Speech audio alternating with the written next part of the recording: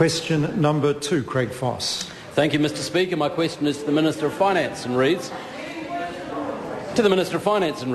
how much does the government expect to spend over the next few years to help rebuild Christchurch in the aftermath of the 2 earthquakes? The Honourable Bill English.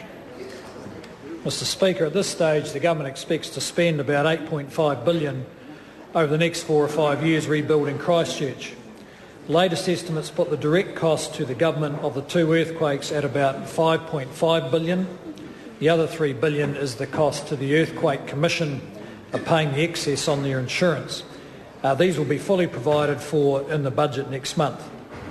Of the $5.5 billion, about $3 billion relates to the taxpayer's share of local government infrastructure, insurance excesses on schools and hospitals, temporary housing, the costs already incurred in supporting businesses and making cash payments, ACC costs and demolition costs. The remaining $2.5 billion will be allowed for to cover uncertainty and decisions which have not been made yet, particularly around land remediation. Supplementary. Craig Foss. Thank you, Mr Speaker. To the Minister, what impact are the earthquakes likely to have on the government's tax revenue? The Honourable Bill English. Well, Mr Speaker, the Treasury had estimated that as a result of the two earthquakes and an economy growing more slowly than they had expected, tax revenue would be about $3 to $5 billion less. Tax revenue would be $3 to $5 billion less over the next few years. A small bit of good news is that current forecasts show that the loss of tax revenue will be just a bit less than $3 billion rather than the higher figure of $5 billion. This will be finalised in the budget. Craig Foss. To the Minister, how significant are the costs of the 2 earthquakes and how will the government go about paying its share of those costs? The Honourable Bill English. Well, Mr Speaker, the costs are significant, but they don't fundamentally change the economic situation or the government's program. They need to be put in the context of New Zealand's annual GDP of about $200 billion a year. So when we're talking about direct costs to government of $5.5 billion over the next 4 years, during that time total GDP will be about $800 billion.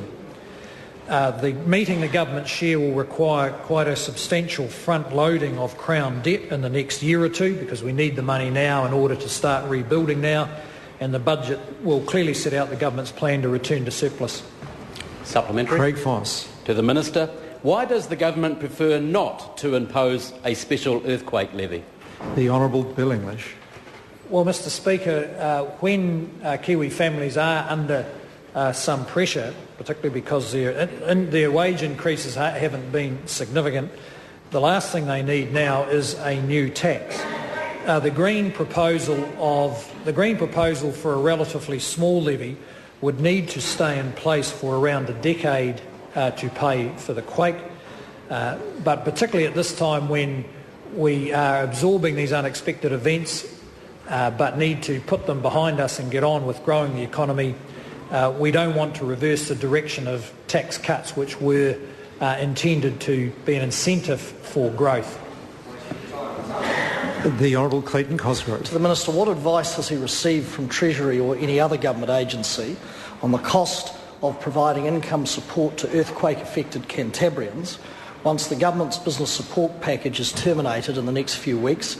If so, what was that advice? The Honourable Bill English. Mr Speaker, really the only advice we've received about that is the uncertainty of knowing what will happen once particularly the employment support subsidy winds out. The point of that subsidy was to allow people sufficient time to make for a transition during which a number of them will have to make quite difficult personal decisions about whether they can start their business up again, whether there's a job for them or not.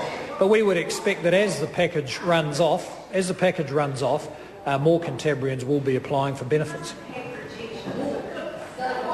Question number 3, the Honourable